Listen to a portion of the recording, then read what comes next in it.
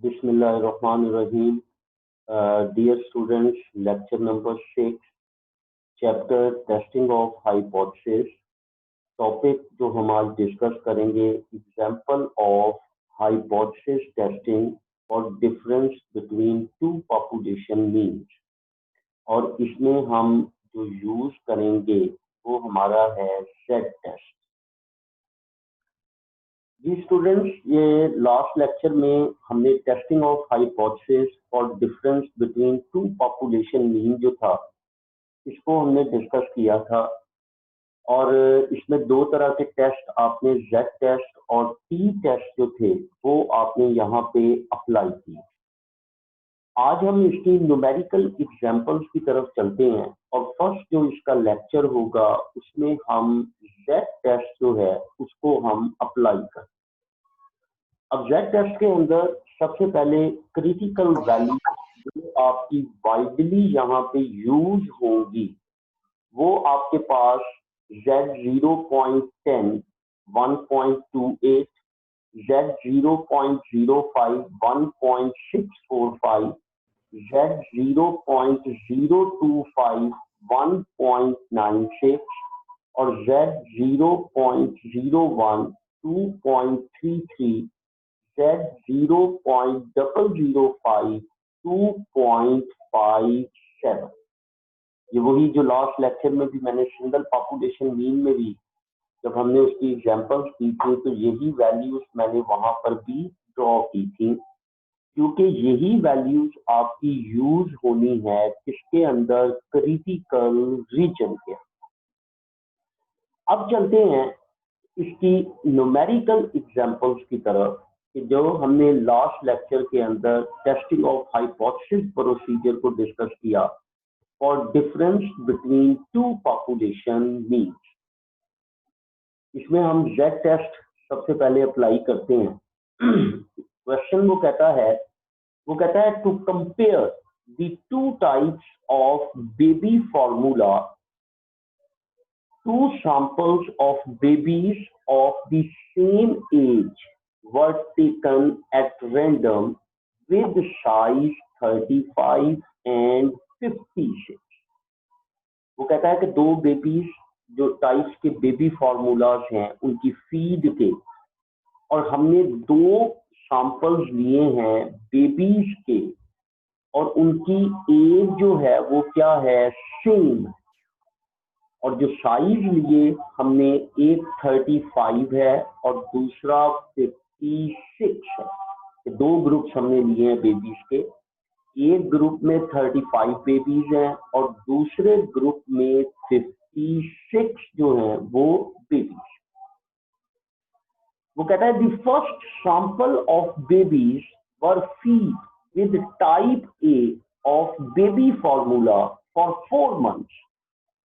वो कहता है कि जो फर्स्ट सैंपल है उसके ऊपर जो फीड टाइप है वो ए यूज की गई, कि फॉर्मूला ए यूज किया गया। कितने मंथ्स के लिए, 4 मंथ्स के। The second were fed by using type B formula, और सेकंड सैंपल पे हमने जो फीड टाइप फॉर्मूला बी जो है वो यूज किया। कितने मंथ्स के लिए, ये भी 4 मंथ्स के लिए हमने इसको क्या किया, यूज। वो कहता है after that the mean weight gain for 2 groups were found to be 2.56 and 2.795 kg।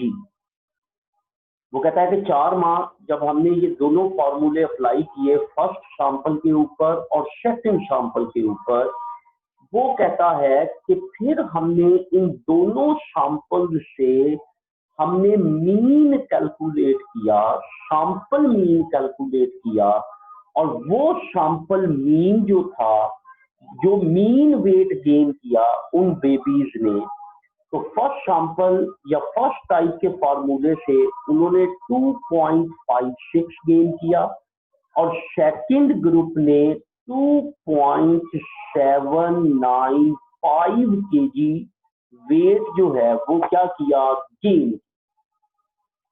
वो कहता है if the weights of two groups of babies are normally distributed with population variances, और उसके उन्होंने क्या दे दिए, पॉपुलेशन वेरिएंसेस दे दिए। अब पॉपुलेशन वेरिएंसेस हमारे सिग्मा स्क्वायर्स दिए 0.85 और 0.678। यहां तक सबसे पहले स्टेटमेंट देखें। अगर इसके सॉल्यूशन में देखें तो मैंने लिखा first group of babies, second group of babies. According to statement first group में कितने बेबीज का सैंपल लिया, 35 का। उसका जो सैंपल मीन आया था 2.56 था, और जो पॉपुलेशन वेरिएंस था वो 0.85। इसी तरह जो सेकंड ग्रुप ऑफ बेबीज हमने लिया उसका जो सेकंड सैंपल साइज था वो 56 था, उसका जो मीन आया 2.795 था, और जो उसका वेरिएंस आया 0.678। ये उसका उसने हमें क्या दिया था, वेट। अब देखें, अब वो कहता क्या है, test the hypothesis that there is no difference between the mean weights of two baby formula. वो कहता है कि जो मीन वेट आया बेबी फॉर्मूलाज का, उस मीन वेट के अंदर किसी किस्म का कोई डिफरेंस जो है वो एग्जिस्ट नहीं करता। इसका मतलब कि μ1 इसके इक्वल है μ2 के, या μ1 माइनस μ2 किसके इक्वल है, 0 के इक्वल। नो डिफरेंस का मतलब कि μ1 माइनस μ2 किसके इक्वल है, 0 के इक्वल एट 1% सिग्निफिकेंस लेवल। और लेवल ऑफ सिग्निफिकेंस आपने कितना यूज करना है, 1%। अब देखें, सबसे पहले सॉल्यूशन का जो फर्स्ट स्टेप था, hypothesis there is no difference, उसने कहा।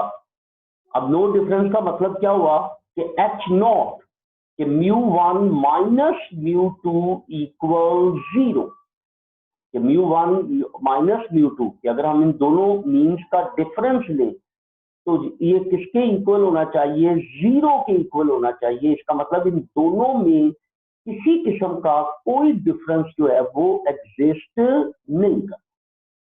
इसके अगेंस्ट H1 कि μ1 माइनस μ2 नॉट इक्वल 0, क्योंकि कहीं पर भी स्टेटमेंट में देखे उसने increase, decrease, less, greater, at least, at most, ऐसा एक्सीड, ऐसा कोई वर्ड यूज नहीं किया। और मैंने आपको बताया था कि अगर ऐसे वर्ड यूज ना हो तो फिर आपका अल्टरनेट जो है वो हमेशा नॉट इक्वल बनता है। तो नॉट इक्वल क्या हो गया, 0। Alternate μ1 minus μ2 not equal 0। Level of significance, अब उसने हमें 1% दिया स्टेटमेंट में, ये देखें 1% दिया है। अब देखें आपके पास level of significance alpha 0.01। Clear. अब तीसरे स्टेप में चलते हैं, टेस्ट स्टैटिस्टिक्स। अब देखें, सबसे पहले गिवंस में अगर आप देखें तो आपके पास पॉपुलेशन स्टैंडर्ड डेविएशंस जो हैं वो उसने स्टेटमेंट में गिवन दे दी। और मैंने आपको बताया था कि अगर पॉपुलेशन स्टैंडर्ड डेविएशन स्टेटमेंट में गिवन देगा तो फिर हम हमेशा जेड टेस्ट जो है उसको क्या करेंगे, यूज करें। फिर हम हमेशा जेड टेस्ट को क्या करेंगे, यूज करें। तो अब देखिए z हमारा क्या बना, x1 bar minus x2 bar minus delta not divided by sigma 1 square over n1 plus sigma 2 square over n2।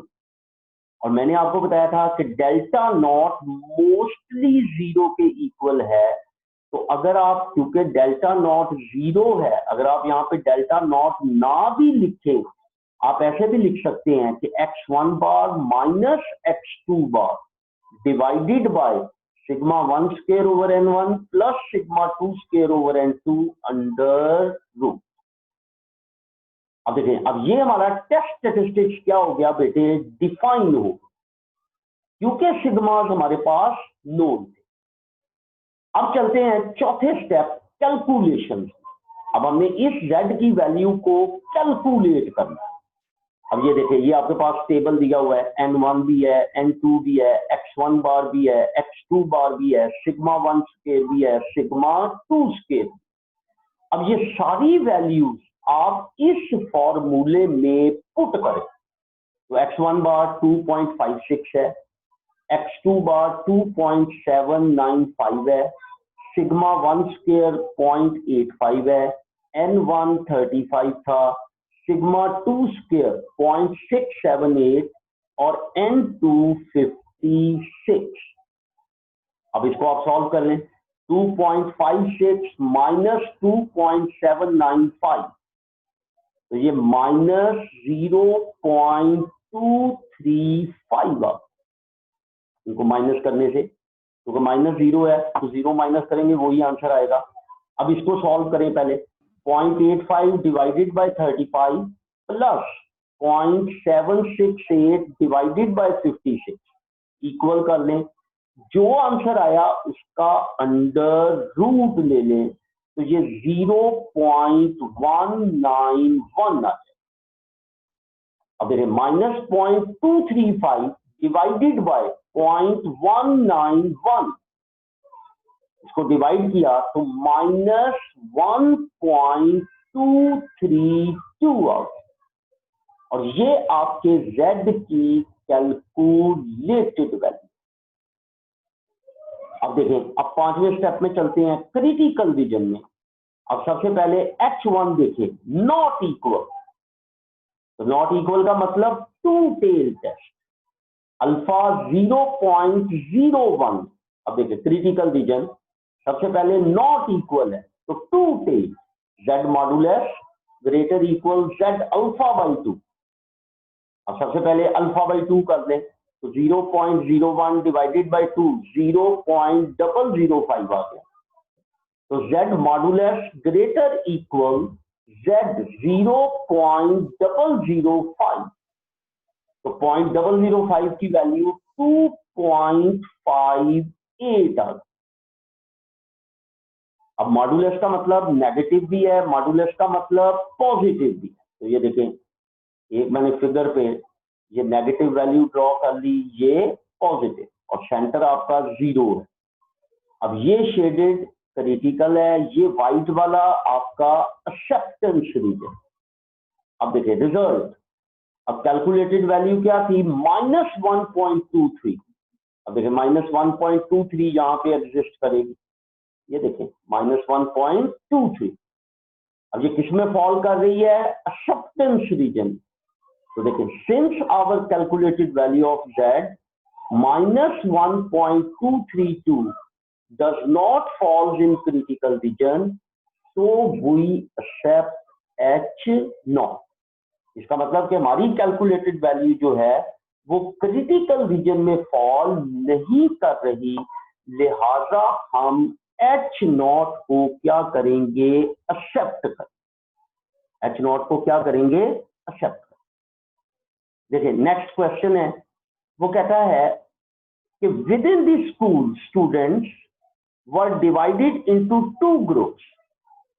वो कहता है कि एक स्कूल के स्टूडेंट्स हैं, उनको दो ग्रुप्स के अंदर क्या किया गया, डिवाइड किया।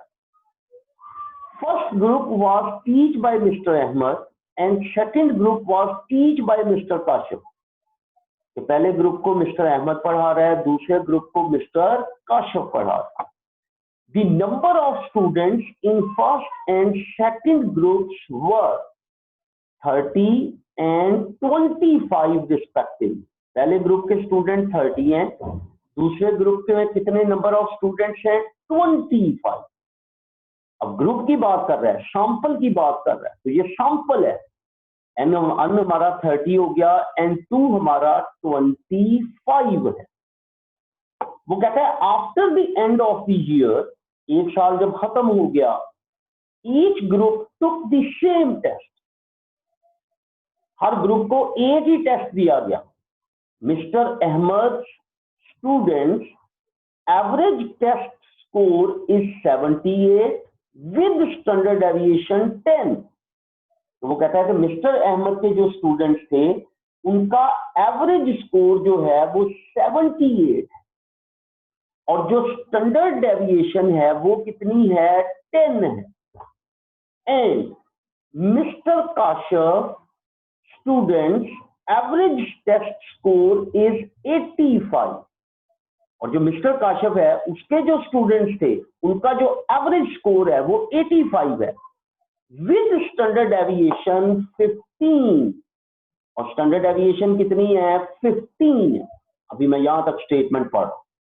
अब यहां पे देखें, मैंने सोल्यूशन में सबसे पहले मैंने डेटा को राइट डाउन किया, अहमद स्टूडेंट, काशफ स्टूडेंट, या फर्स्ट ग्रुप कर लें, इसको आप सेकंड ग्रुप भी कर लें, क्योंकि दो ग्रुप है ना। इसको आप अहमद, मैंने अहमद स्टूडेंट्स लिखा, आप इसको फर्स्ट ग्रुप कह लें, इसको आप सेकंड ग्रुप कह लें। तो देखें, पहले ग्रुप में कितने स्टूडेंट्स थे, 30, एवरेज स्कोर उनका कितना आया, 78, क्योंकि अब ग्रुप की बात कर रहा है, वो पॉपुलेशन की बात नहीं कर रहा, ग्रुप की बात कर रहा है। और मैंने आपको बताया था ग्रुप, सैंपल, जहां पर भी ये वर्ड यूज होंगे इसका मतलब ये आपका क्या होगा, सैंपल होगा। तो N1 आपका 30 आ गया, X1 बार आपके पास 78 आ गया, स्टैंडर्ड डेविएशन कितनी हो गई, 10। अब आप इसका वेरिएंस ले लें, तो 10 का स्क्वायर कर लें, तो वेरिएंस आपका क्या होता है, जो भी स्टैंडर्ड डेविएशन है उसका स्क्वायर ले लें तो वो 100 आ। अब दूसरे ग्रुप में स्टूडेंट कितने थे, 25, उनका जो एवरेज स्कोर आया 85, उसकी जो स्टैंडर्ड डेविएशन है 15। अब इसकी स्टैंडर्ड डेविएशन का स्क्वायर ले लें तो वेरिएंस बन जाएगा 225। क्लियर हो गया जी। अब देखें, ये हमारे पास जो भी गिवन इंफॉर्मेशन थी, सबसे पहले हमने उन इंफॉर्मेशन को राइट डाउन किया। अब क्या कहता है, test the hypothesis that both teachers are equally affected teachers. वो कहता है टेस्ट करो कि दोनों टीचर्स जो हैं वो क्या हैं, इक्वली अफेक्टेड है। इक्वली अफेक्टेड का मतलब कि जो फर्स्ट टीचर के स्टूडेंट्स का जो टोटल एवरेज स्कोर है वो दूसरे टीचर के स्टूडेंट्स का भी एवरेज के क्या है, बराबर है। इसका मतलब इक्वली अफेक्टेड है कि अगर μ1 और μ2 दोनों आपस में क्या होंगे, बराबर होंगे।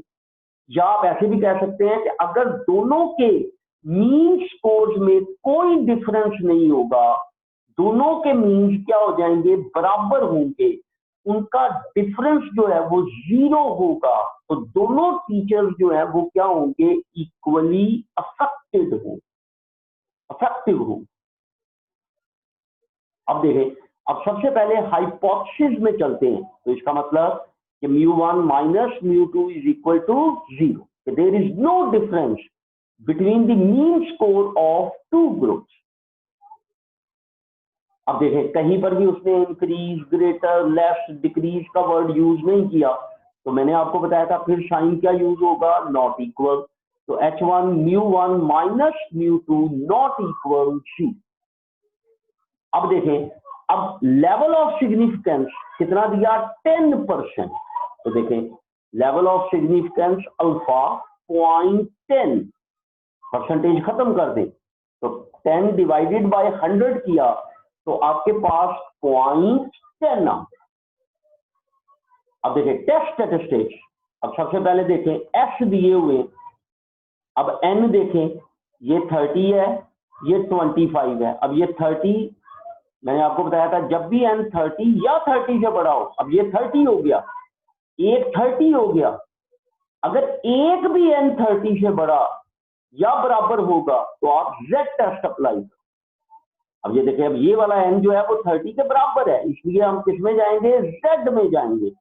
तो x1 bar minus x2 bar minus delta not divided by S1 square over N1 plus S2 square over N2।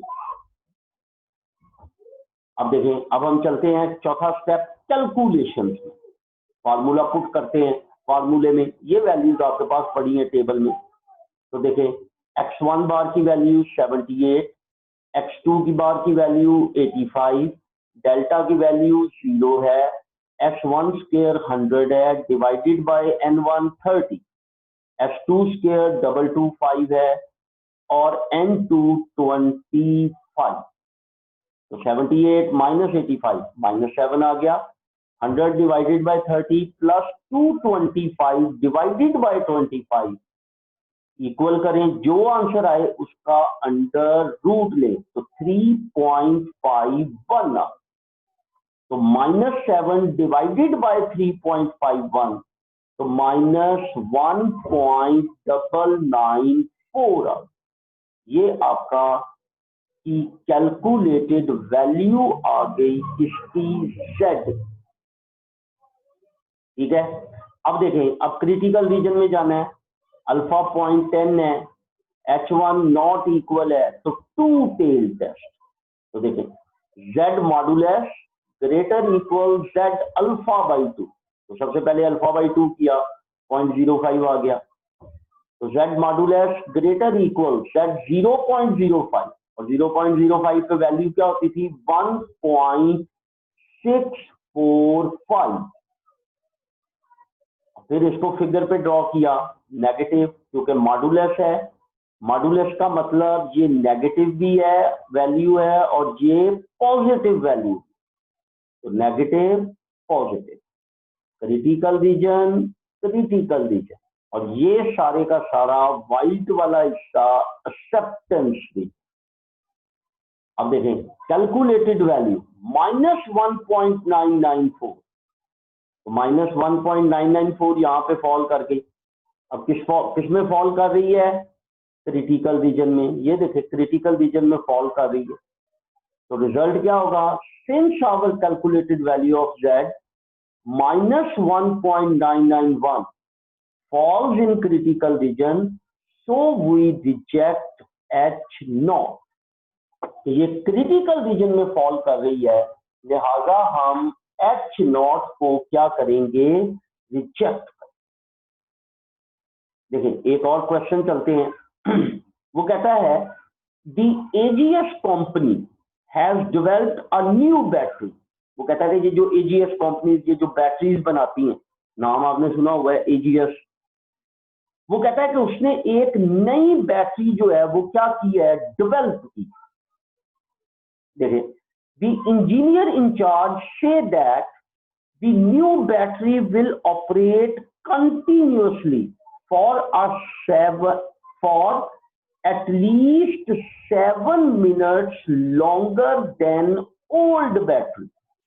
वो कहता है कि जो न्यू बैटरी है वो ओल्ड बैटरी से कम से कम 7 मिनट ज्यादा चलती। इसका मतलब क्या हुआ कि जो न्यू बैटरी का मीन है वो ओल्ड बैटरी से कम 7 मिनट क्या है, ज्यादा है। अब न्यू का ज्यादा है, तो अगर मैं न्यू बैटरी के मीन को μ1 से डिनोट करता हूं, ओल्ड बैटरी के मीन को मैं μ2 से डिनोट करता हूं, तो μ1 माइनस μ2 एटलीस्ट कितना होगा, 7। एटलीस्ट का मतलब मैंने प्रोबेबिलिटी में भी बताया था, एटलीस्ट का मतलब होता है ग्रेटर इक्वल। इसका मतलब कि μ1 माइनस μ2 ग्रेटर इक्वल होगा किसके, 7 के। नई बैटरी का डिफरेंस पुरानी से कम 7 मिनट ज्यादा। तो इसका मतलब μ1 माइनस μ2 ग्रेटर इक्वल क्या होगा, 7। अब देखें, वो कहता है to test the company claim select a simple random sample of 100 new and 100 old batteries। वो कहता है कि हमने कंपनी के इस क्लेम को हमने या इस बात को हमने अब क्या करना है, टेस्ट करना है कि क्या वाकई नए बैटरी का ओल्ड बैटरी से डिफरेंस कम से कम 7 मिनट ज्यादा है। अब हमने इसको क्या करना है, टेस्ट करना है। और इसको टेस्ट करने के लिए वो कहता है कि हमने 100 न्यू बैटरीज और 100 ओल्ड बैटरीज का क्या लिया, सैंपल लिया। तो ये देखिए, new battery, old battery, N1 100 है, ओल्ड बैटरी N2 100 है। अब देखिए, वो कहता है the old battery average run for 190 minutes with standard deviation 20 minutes. Old battery की बात कर, अब ओल्ड बैटरी की एवरेज कितनी आई, x2 बार 190, और इसकी स्टैंडर्ड डेविएशन क्या आई, 20, क्योंकि हमने ओल्ड बैटरी को 2 से डिनोट किया है, सेकंड में रखा है, तो इसलिए इसका जो मीन होगा, सैंपल मीन जो है, x2 बार जो है वो 190 है, और इसकी जो सैंपल स्टैंडर्ड डेविएशन है वो 20 है, क्योंकि वो किसकी बात कर रहा है बेटा, रैंडम सैंपल की बात कर, तो इसलिए ये सैंपल इंफॉर्मेशन। अब वो क्या कहता है, the new battery average run is 200 minutes with standard deviation 40। Run क्या है 200, स्टैंडर्ड डेविएशन क्या है 40। इसका मतलब एवरेज आपका x1 बार 200 आ गया, स्टैंडर्ड डेविएशन आपकी 40 आ। अब देखें, अब यहां से वेरिएंसेस भी कैलकुलेट कर लें, क्योंकि यहां से स्क्वायर यूज होने, तो 40 का स्क्वायर 1600, 20 का स्क्वायर 400 आ गया। अब देखें, अब कहता गया है, Test the engineers claim that new battery run at least 7 minutes longer than old one at 0.05 significance level. ये आपने टेस्ट करना है कि μ1 माइनस μ2 ग्रेटर इक्वल 7 है। ये मैं आपको ऊपर यहाँ पे बता चुका हूँ। ये देखें, उसने बताया था कि new battery will operate continuously 7 minutes longer than old battery.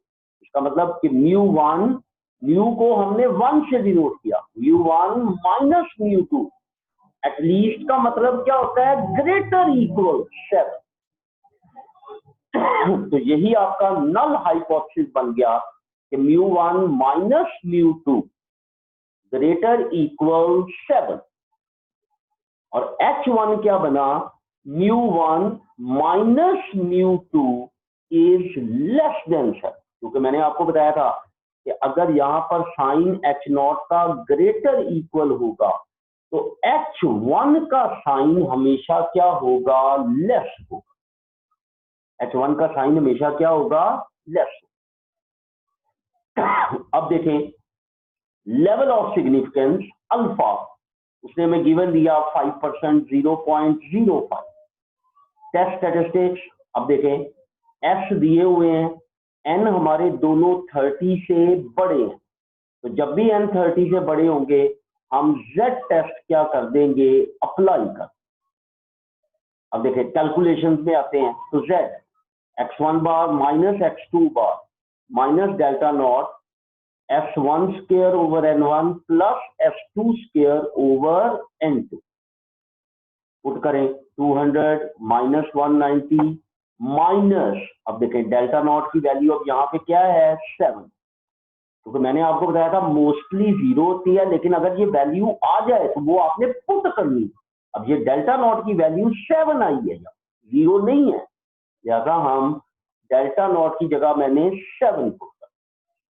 1600 divided by 100, 400 divided by 100, calculate करें।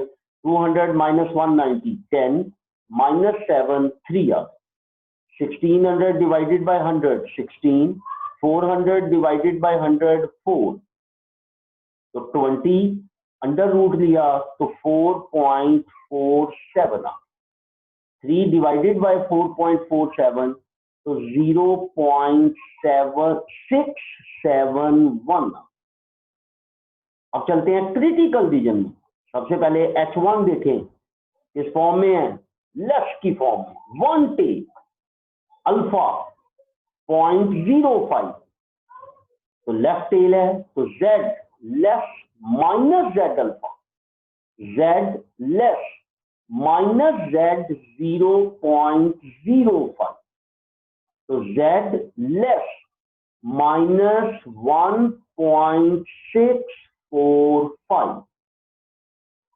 अब सिर्फ माइनस में है, वन टेल है, देखिए जीरो है यहाँ पे z की वैल्यू, माइनस 1.645 लेस ये ब्लैक वाला क्रिटिकल, ये सारे का सारा आपके पास क्या आ गया, एक्सेप्टेंस में। अब देखिए कैलकुलेटेड वैल्यू 0.671 यहाँ पे आ रही है, व्हाइट वाले में आ रही है, एक्सेप्टेंस रीजन में आ रही है। तो रिजल्ट देखे, since our calculated value of z 0.671 does not falls in critical region, so we accept H0। ये क्रिटिकल रीजन में फॉल नहीं कर रही, लिहाजा हम H0 को क्या कर रहे हैं, एक्सेप्ट कर।